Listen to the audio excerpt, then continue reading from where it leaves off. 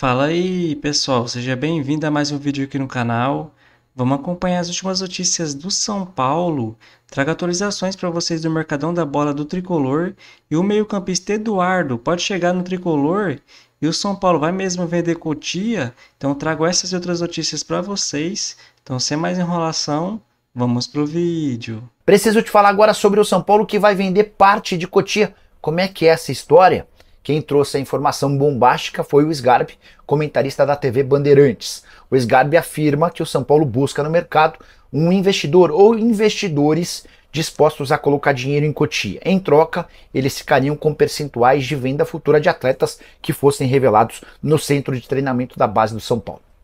Que o Tricolor busca parceiros é verdade. Que o Júlio Casares recentemente viajou para Londres atrás de acordos como esse também é verdade. Mas a ideia do São Paulo não é repassar o controle acionário de Cotia ou algo do gênero. Até ouvi de um dirigente do São Paulo que o Tricolor já faz uma série de pequenas parcerias quando contrata jogadores para base. Essa fonte com quem conversei citou, por exemplo, o caso do Rian Francisco. São Paulo e SK Brasil eram parceiros no Rian Francisco. O Tricolor comprou 20% do atleta que pertencia ao SK e hoje tem 80% dos direitos e o SK tem outros 20%. O São Paulo gasta com o seu centro de treinamento de Cotia cerca de 30 milhões de reais por ano. Se o Tricolor tivesse pelo menos mais 15, 16, 17, talvez 20 milhões de reais para investimento, poderia contratar vários atletas de outros times ainda nas categorias de base para depois pensar em revendê-los e aí repassaria parte desse lucro para esses parceiros no mercado. Não se trata de uma compra física da estrutura, e sim de uma parceria. Vale a lembrança de que o São Paulo vai sofrer uma enorme dificuldade em fazer receita e contratar jogadores importantes no próximo ano por conta de um acordo com o FIDIC que vai obrigar o Tricolor a gastar no máximo 350 milhões de reais na temporada que vem. Circulou também uma notícia de que Júlio Casares e o departamento de futebol do São Paulo andaram se estranhando. O Júlio publicou nessa sexta-feira uma foto num almoço no Morumbi, ao lado de todos os membros da diretoria, a apuração que eu tenho de que a relação dele com o pessoal da Barra Funda é das melhores. A gente vai falar do São Paulo Futebol Clube, porque o Rafinha renovou o contrato dele com o Tricolor. Terá o contrato renovado até o final do estadual do ano que vem. Era um desejo do Rafinha de jogar o Campeonato Paulista pelo São Paulo e depois se aposentar. A ideia do Rafinha é, depois da aposentadoria, virar treinador de futebol. Então tá tudo certo, Rafinha continua até o fim do Paulistão de 2025 atuando pelo São Paulo Futebol Clube. Ontem o que deu o que falar na internet, nas mídias digitais, foi um suposto desentendimento entre o presidente Júlio Casares e o departamento de futebol do São Paulo. O nosso glorioso amigo PVC, o Paulo Vinícius Coelho, disse em uma live que o Júlio Casares pretende, segundo ele, PVC, desidratar o futebol em 2025 por causa das dívidas do São Paulo, para o São Paulo se tornar uma SAF e ele, Júlio Casares, se tornar o CEO, o cara que dá as cartas nessa SAF aí do São Paulo. O São Paulo divulgou uma nota nas redes sociais negando esse desentendimento entre o presidente Casares e o departamento de futebol, e essa nota foi assinada justamente pelos caras que compõem ali, os responsáveis pelo setor, pelo departamento de futebol do São Paulo. Então a notícia foi essa, um bafafá danado, mas segundo o Tricolor não tem nada disso. Muita gente dizendo aí, muitas informações pipocando também em relação a Dudu no São Paulo, fui atrás, não tem nada disso, só passa de especulação, não passa de especulação. O jogador deve fechar mesmo é com o Cruzeiro para a temporada de 2025, depois de rescindir com o Palmeiras, jogador de 32 anos, ídolo da Sociedade Esportiva Palmeiras. Tá certo, Michele? Devolvo para você aí, beijo grande para todo mundo e tchau! Tchau, valeu, Zé. Pois é, o que você acha disso tudo? O Baziar estava me explicando aqui nos bastidores como é que vai funcionar essa... Olha, é muito preocupante. O São Paulo começa 2025 sem qualquer motivo para a torcida ficar animada, sonhar com títulos, porque o São Paulo, a partir do ano que vem, vai ter que seguir uma série de imposições relacionadas à política de governança, vai precisar adotar uma política de austeridade financeira por conta do fundo de investimento que o Conselho aprovou. O São Paulo vai receber cerca de 240 milhões para pagar dívidas, para equilibrar ali o fluxo de caixa e, em troca, vai precisar obedecer teto orçamentário, não vai poder gastar mais do que recebe, do que arrecada, não vai poder fazer contratações para reforçar o elenco porque não tem capacidade financeira para isso, só teria caso o clube se endividasse ainda mais. Então, assim, a situação do São Paulo vai ser complicada e o torcedor não pode se iludir, precisa saber disso. Torcedor que está esperando contratações de estrelas, reforços bombásticos, um time forte, o São Paulo bem financeiramente, esquece. Vão ser anos aí para o São Paulo botar a casa em ordem, se recuperar financeiramente para lá na frente, quem sabe, poder competir com o Palmeiras, com o Flamengo, com o Atlético Mineiro, porque atualmente a situação não é nada boa. E aí tem essa rixa, esse desentendimento entre presidência e diretoria. O presidente vai fechar a torneira, mas o diretor de futebol se queima se não conseguir montar um elenco competitivo, que está sob responsabilidade dele. E aí fica nessa queda de braço. Quem tem razão? Quem não tem? E o São Paulo, nesse processo, vai ficando numa situação cada vez mais complicada. O São Paulo precisa prestar atenção para não cair em armadilhas que podem arrebentar com o ano que vem e se dar mal e deixar refletir isso dentro de campo, inclusive. Porque se começar a ter um monte de transtorno ali nos bastidores, conflitos, confusões, e aí não vão saber mais para que lado correr, acaba virando uma grande bagunça, vira uma baderna, vira um clube completamente desorganizado na sua estrutura profissional, e tudo aquilo que o torcedor espera de ver um planejamento, uma organização, uma coisa séria, não vai ter nada fora de campo e vai dificultar para ter alguma coisa boa dentro de campo também, coisa que a gente não tem garantia nenhuma de que vai ter. Preciso te falar agora sobre a chance de o São Paulo contratar o meio atacante Eduardo, que pertencia ao Botafogo. Ele não ficará para o próximo ano, não teve seu contrato renovado. São Paulo admite a busca por um camisa 10, o nome dos sonhos era o Oscar, mas o Oscar alegou problemas pessoais e não voltará ao Brasil em 2025. Luciano Acosta, meio argentino que pertencia ao FC Cincinnati, também foi sugerido, mas o São Paulo entende que a pedida salarial dele é muito alta. Foi nesse contexto que o nome do Eduardo passou a ser discutido e estudado dentro do São Paulo.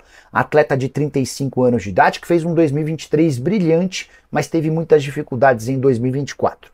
Na manhã dessa sexta-feira, antes de gravar o vídeo, consultei uma fonte são paulina.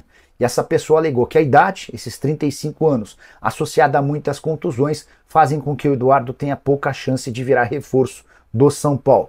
Atleta que no ano de 2024 esteve em campo em 35 partidas, com 8 gols e 4 assistências. Nas últimas 2 temporadas ele perdeu 31 jogos exatamente por causa de lesões. Só para completar o noticiário do São Paulo, o Luan, volante do tricolor que estava emprestado ao Vitória, não fica na Bahia, foi devolvido ao São Paulo, que busca um novo clube para ele. A saideira, Matheus Belém, tratado como uma das promessas da base, zagueiro formado em Cotia, vai disputar a temporada de 2025 na Chapecoense por empréstimo. Paulo Vinícius Coelho trouxe a informação de que havia um incômodo por parte do departamento de futebol com esse valor, que talvez não dê para se fazer o futebol com esse valor, teto, com essas amarras todas.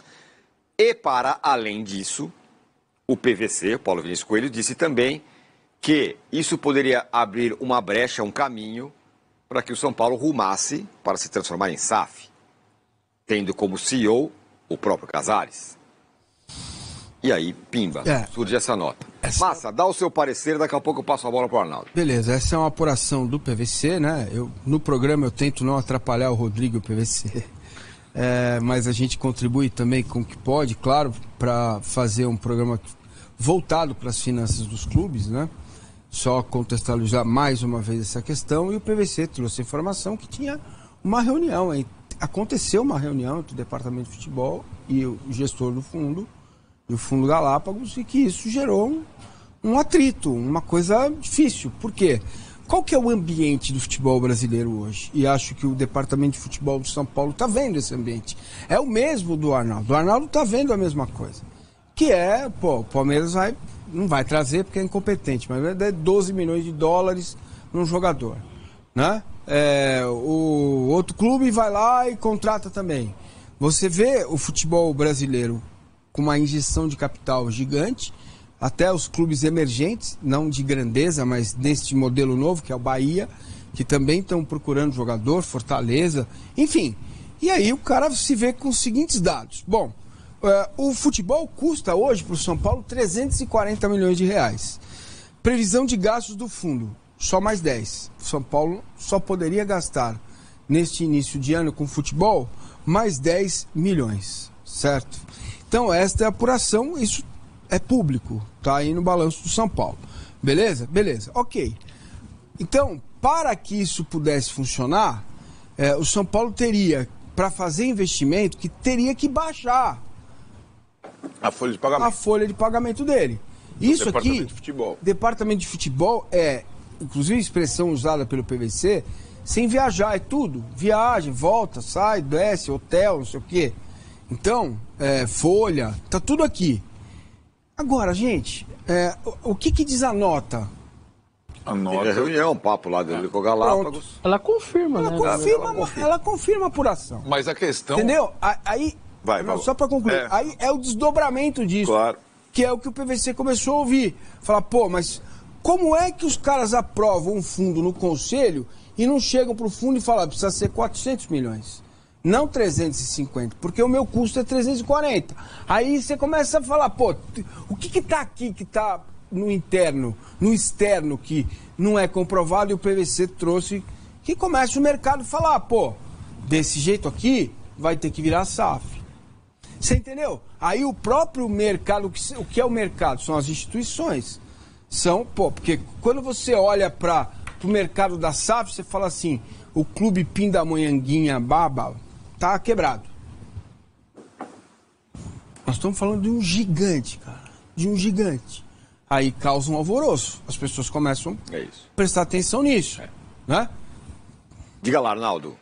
Bom, vamos lá, por partes. Eu acho que o que pegou e proporcionou a nota, vamos começar pela nota, foi menos a informação da reunião do Departamento de Futebol com o fundo, ou a discussão dos limites orçamentários, e mais essa possibilidade política de o Júlio Casares, uma eventual SAF do São Paulo, se tornar o CEO.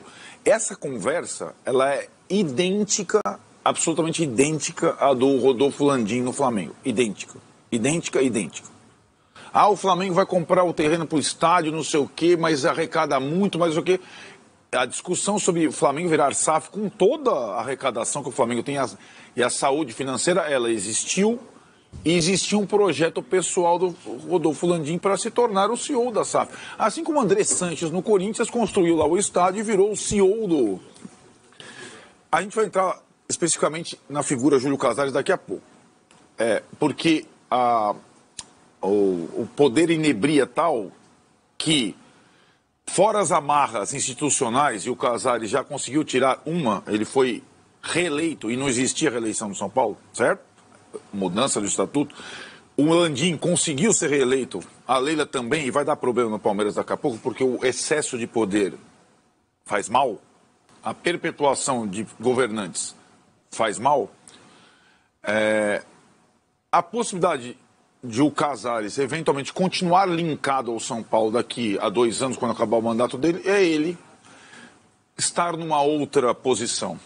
E não é uma posição ajudando, é uma posição de protagonismo, como ficou o André Sanches até hoje. Né? Até cair o grupo. O grupo do Landim caiu antes do grupo do André Sanches. Mas o André Sanches ficou no Corinthians por décadas, mandando indiretamente. E aí acho que isso está pegando. Isso está pegando, proporciona nota para que e aí me chama a atenção na nota uma outra situação. É o departamento de futebol na conta oficial do São Paulo que se posiciona. O presidente continua calado. E quem transformou esse ano do São Paulo nessa confusão toda, sem esclarecimento nenhum, foi o presidente do São Paulo. Ele não esclareceu o fundo, ele não esclareceu o plano de Cotia, ele não esclareceu o projeto 2030 Morumbi, que é, de novo, sempre a bengala da SAF/CEO. Não aconteceu no Corinthians, mas aconteceu no Flamengo. O Corinthians era estádio, o cara fica. O Flamengo era estádio, o cara ia ficar. O São Paulo é estádio, o cara ficaria. Sempre assim, é a mesma história. Só muda o escudo. Agora, o que a gente está vendo, e isso a nota não consegue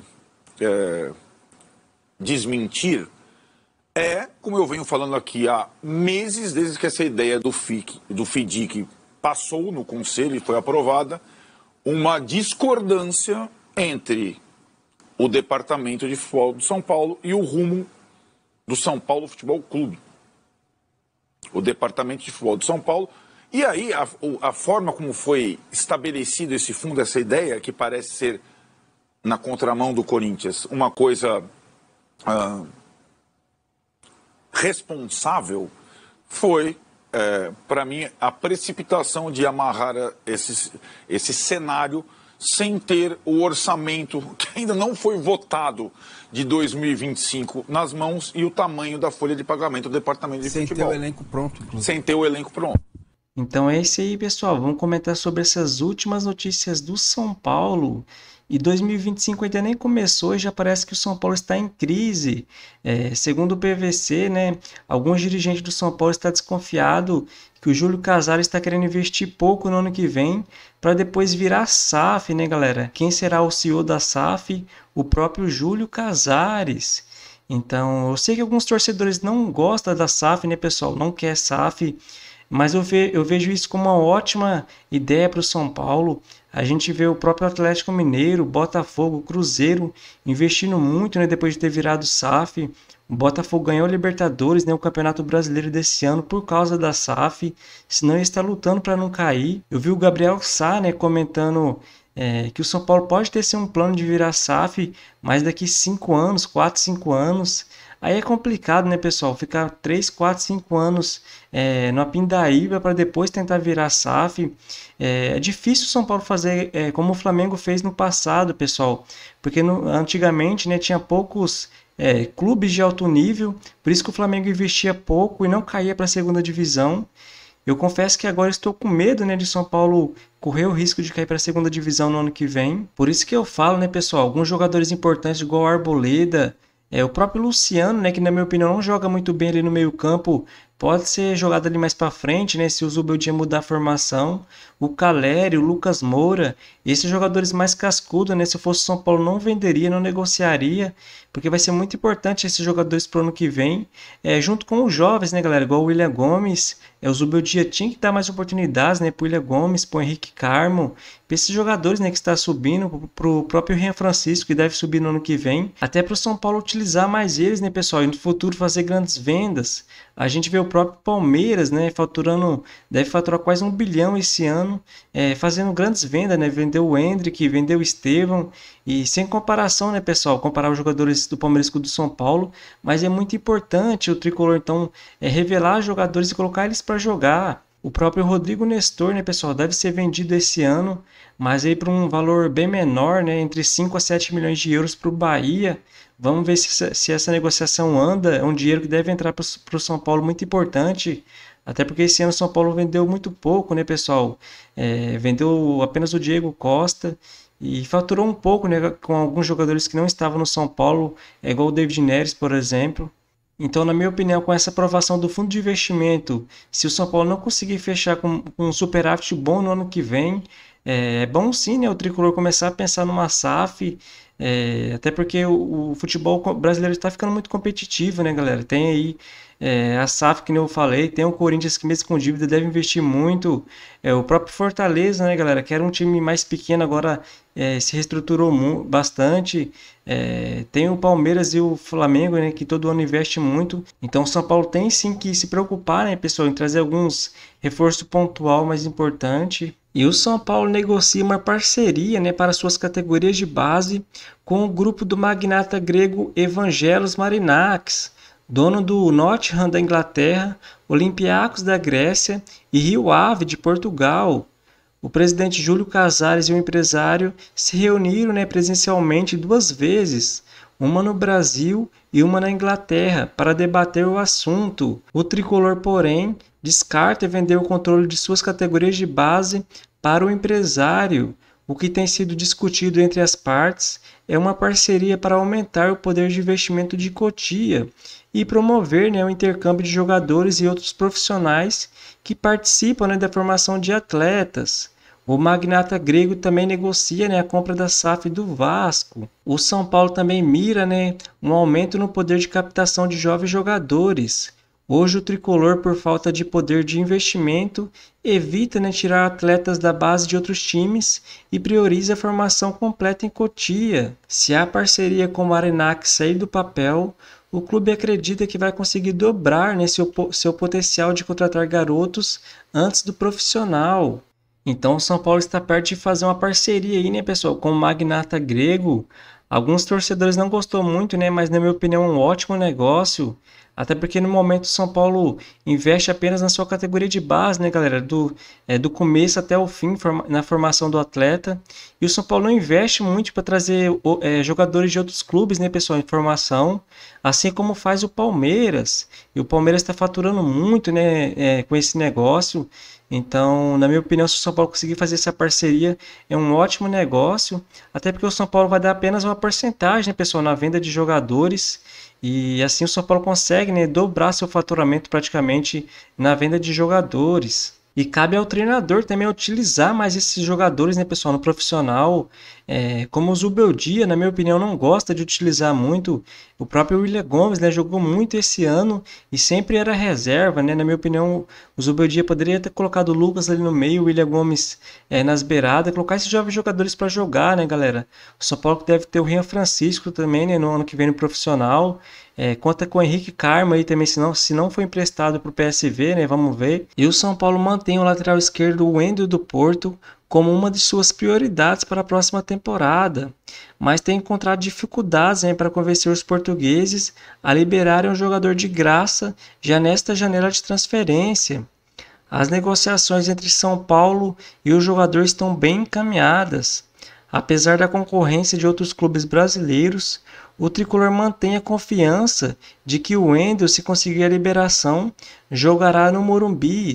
O complicado neste momento é que o Porto quer uma compensação financeira, né, para liberar o Wendel. O contrato do jogador é válido até o dia 30 de junho. A partir de 30 de dezembro, portanto, ele pode assinar com qualquer outra equipe e se transferir sem custos no meio do ano que vem. O Wendel acredita que conseguirá a liberação do Porto. O lateral esquerdo, principal desejo do São Paulo nesta janela de transferência, não tem sido utilizado.